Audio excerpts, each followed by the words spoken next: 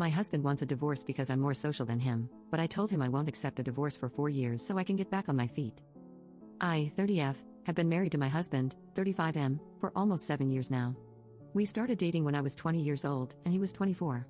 He came into the relationship with a 3-year-old daughter and a successful but relatively small business, and since then, we've added 2 more children, and his business has grown tremendously. I helped him get full custody of his daughter by handling all of the paperwork/lawyer requirements. The lawyer's team barely spoke to him. I was the first point of contact, and I also run the operations for the business. Don't get me wrong, he is a tremendously hard worker and a wonderful dad to our kids. He will always provide for them, no doubt, and be there for them. I'm just saying that I have done my fair share of work in this relationship throughout the years. Our oldest is 13, and I am her mom. She barely has a relationship with her biological mother, and my kids are with me all day long, with our eldest being homeschooled. We recently went on a vacation with another family, and the trip quickly turned sour when I told my husband that the other couple said they wanted to do something different than what he had planned at the last minute for both parties. When we returned to our room, he called me a weirdo for ambushing his plans.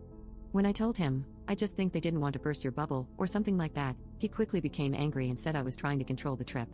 The couple said to me that they hadn't planned on leaving the resort and were glad I didn't want to go either. When we returned home, my husband said he wanted a divorce. I cried about it a lot, but all in all, I was understanding. He pointed out a lot of things, like my desire to be around people and his desire to be alone, as one of the many reasons for the divorce. I have not technically worked in many years and have been the primary caregiver for all of our children in the meantime. I've told him I don't want a divorce for the next 4 years until our baby is in kindergarten so I can support myself and my kids on my own. I agreed I would do 50-50 custody per his request so he doesn't feel like I have the upper hand with our kids, but we both know an 80-20 custody arrangement is what we're going to be doing because of the nature of his work. I don't want alimony or child support. If he wins, my kids win, and we have to know each other for the rest of our lives. I'd rather leave amicably and let our kids have both parents at their birthday parties without tension. The houses we own are in my name, same as his. He has offered a portion of his business in the divorce to help me feel secure in the decision to divorce, and I refused. He asked if I could continue to help with the business until he gets the hang of things. I told him, of course, but I've told him I don't want to divorce or be legally separated until I can be on my feet on my own. Since then, he seems more miserable than before. I respect and love him deeply, and I've told him to go find himself and stay out if he wants to. During that time, we'll be living as roommates and co-parents, but I don't want to lose my health insurance and have to worry about working while returning to school. He's agreed to what I've suggested, but I can't help but feel like he's become more resentful and snippy. Since then, he's spent less time with me and the kids and hasn't been up for family activities. I don't know if I'm the jerk for trying to put my needs first. Update 1. So, I came on here a while back to seek advice, and the consensus was that I was the jerk. Since then, I have worked on myself and decided to ask for the alimony/child support I deserve. I've been a stay-at-home mom for 10 years and helped build his small business along the way. Originally, my husband was miserable to be around and wasn't himself when I told him I needed some time before the divorce to be on my feet. I came on here, and everyone told me the poor guy felt trapped because of my request, so I let that go and said we'll get the full divorce, a 4-month process in our state, and move on with our lives. I have the paperwork ready, and I told him to find a lawyer, and he found one that wasn't licensed. Through simple channels, I was able to find out that the person claiming to be a lawyer online was not licensed by the state. I run the operations for his small business, so I'm savvy in these things.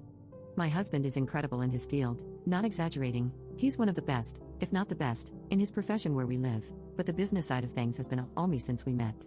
Since I helped him dodge that fraud, he hasn't put much effort into the divorce process.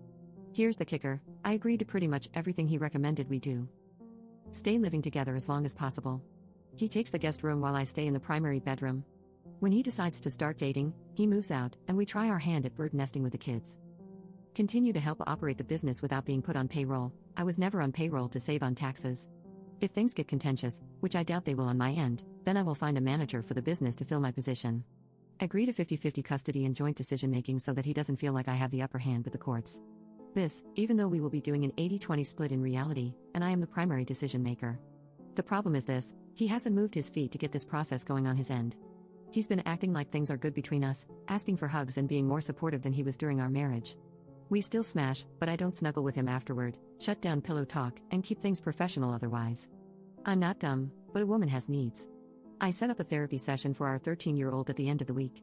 She's biologically his, but I've been her mama and the closest parent to her since we met when she was 3. I don't want her feeling abandoned. The only thing we don't agree on, actually, is her living with me when he's ready to move out. I know she would want to. He knows the same but hates the idea of her not going to his apartment with him. For the therapist's recommendation, I told him we needed to schedule a sit-down to talk with our daughter about the divorce before our therapy session. He was quiet and said, "I'll see," and left it at that. I asked again last night while our teen was at soccer practice, and the two little ones were asleep in the car after a family day out. A perfect time to talk, right?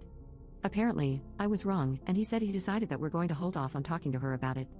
I told him I don't agree, and then he said his decision was final, and that we would go to therapy with her to work on our communication as a family, not to discuss the divorce as planned.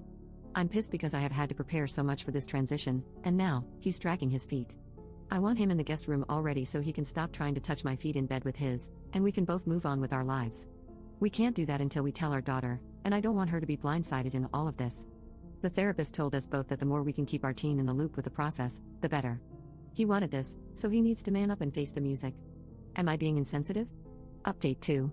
Thank you to everyone who told me what I needed to hear. I clearly needed a reality check. I was being a wife without the support of a husband. I guess I've been so used to being treated poorly, it never occurred to me that I actually have any power in this situation.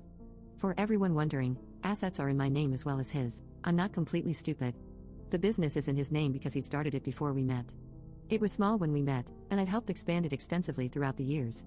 No payroll was a joint decision because we filed jointly and wanted to save on taxes to put money back into the business. It was a smart choice because his income has ballooned and we've been able to live comfortably throughout the years. I get the Social Security benefit conversation, I just didn't think I was going to ever get divorced. I have spoken to my husband, and he is set on divorcing. I have a therapy session for myself scheduled this week and a follow-up interview for a job that would allow me to bring my children along with me every day. I am enrolled in school and I'm going to finish out my degree while working full-time. I have a lot to think about regarding what to ask for child support-wise and how to structure the parenting plan. My biggest fear for leaving all these years has been losing my daughter in the process. She is 13 now, with a cell phone, so I can communicate every day, which helps. But sadly, even if I get to keep our main house or get my fair share of money, if my ex wants to keep our teen daughter away and change her number, he has every right to do so legally. I have no rights over my stepdaughter in my state unless my husband and his ex give up their rights or she elects for emancipation, neither of which will ever happen. My kids are my everything. She is my first child in my eyes, and I treat her no differently than I do the ones that came from my body. With that said, you can all say I'm dumb for 50-50, but I am looking to keep the peace. Money isn't everything. The alimony/child support and a new job will be more than enough to sustain my kids and myself until I finish my degree. I can't afford to miss out on these years with my teen daughter if he's bitter. Thank you everyone, even the pricks on here, for telling me what I needed to hear. I know y'all are wondering, I told him no more smashing as he tried again last night. It is completely off the table. I was stupid to think I was helping myself out with that one. You all let me know that. I set a date for our daughter to be told before our family therapy session. If not, I will talk to her without him. I'll update when life gets better, as I'm sure it will.